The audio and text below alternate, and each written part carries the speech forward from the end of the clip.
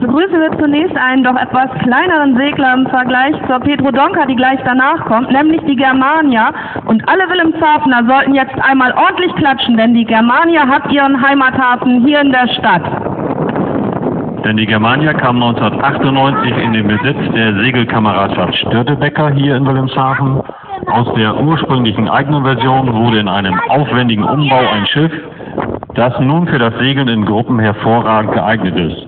Eines der Hauptanliegen ist es, Jugendliche an das Seesegeln heranzuführen. Ja, und dicht hinter der Germania die Petrodonka. Die Petrodonka ist ja das einzige Schiff, das an dieser Regatta teilnimmt mit einer Steuerfrau an Bord, einer Kapitänin. Herr Vetterlein. Ja, die Kapitänin ist Dagmar Schäfers. Die Petrodonka wurde 1974 als Fischtrawler in Groningen gebaut und bereits 1983 war der Einsatz als Fischereischiff wieder beendet. Es erfolgte der Umbau zu einem imposanten Dreimast-Starksegelschoner. Der heutige Eigner kaufte das Schiff 1985 und segelte das Schiff mit einer 4-köpfigen Besatzung zurück in die Niederlande. Auf der Überfahrt von der Karibik überstand der Segler 2 Orkane dank seiner soliden und robusten Bauweise ohne Probleme. Nach einem weiteren Umbau fährt die Petrodonka nun in nordeuropäischen Gewässern, überwiegend in der Ostsee. Herzlich willkommen, Petrodonka.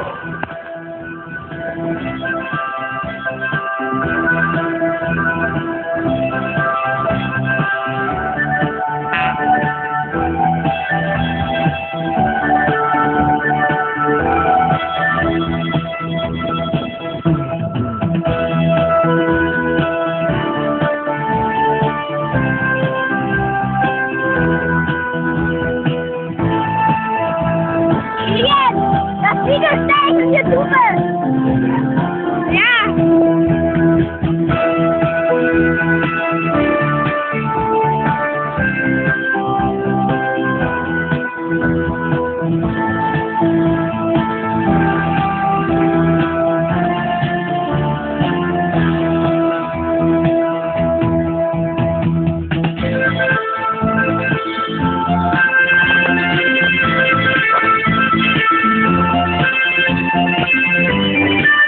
Es fährt die J.R. Tolkien in den Hafen ein und auch hier ist die Stimmung gut an Bord. Herr Vetterlein, dieses Jahr auch wieder ein Schiff mit einer spannenden Geschichte. Ja, denn die J.R. Tolkien war einmal der Rostocker Schlepper Dirko, 1964 auf der VEB-Schiffswerft Edgar André in Magdeburg an der Elbe gebaut. Nach 26 Jahren Dienst im Überseehafen Rostock kam das Schiff nach Amsterdam. Dort begann 1995 nach dem Plan und unter Leitung des weltbekannten Surfers Jaap van der Rest der Umbau. Aus dem Bug wurde ein Clippersteven, anstelle des runden Schlepperhecks bekam das Schiff ein überhängendes Spiegelheck.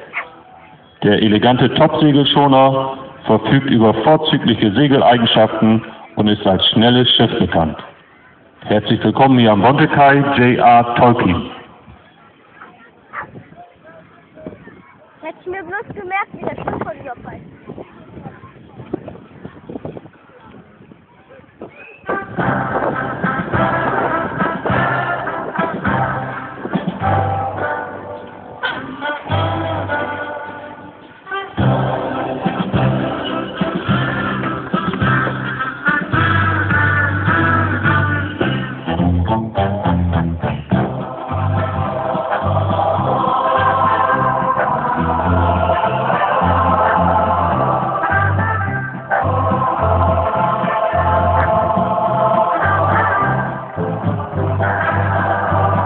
wir begrüßen auch die Swansburg jetzt hier im Hafen. Die Swansburg wurde als Ewer mit einer Länge von 24 Metern 1907 gebaut und fuhr dann in der Nord- und Ostsee als Frachtsegelschiff. Es erfolgten mehrere Umbauten, doch irgendwann war auch die Zeit für die Swansburg zu Ende. Das Schiff wurde von einem holländischen Seemann in Eckernförde entdeckt und zu einem Dreimastschoner umgebaut. Die Swansburg fährt nun auf der Ostsee und vor Hollands Küsten unter Kapitän Arjen Teller in Charter. Nochmal herzlich willkommen, Swansburg.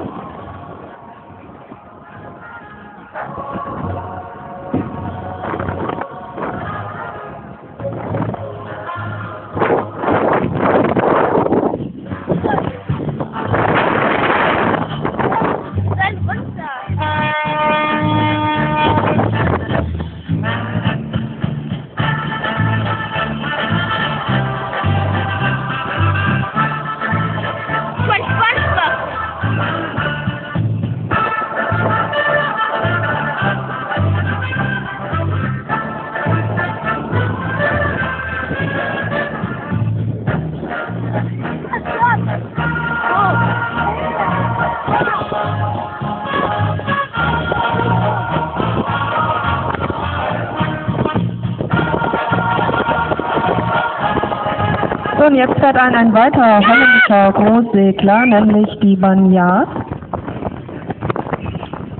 Dieses Schiff wurde 1913 in Holland gebaut und fuhr als Frachtsegler in der Nord- und Ostsee. Das Schiff wurde mehrfach umgebaut, wurde verlängert, bekam einen stärkeren Motoren, um die Rentabilität zu erhöhen. Bis 1990 ist dieses Schiff zu dieser Zeit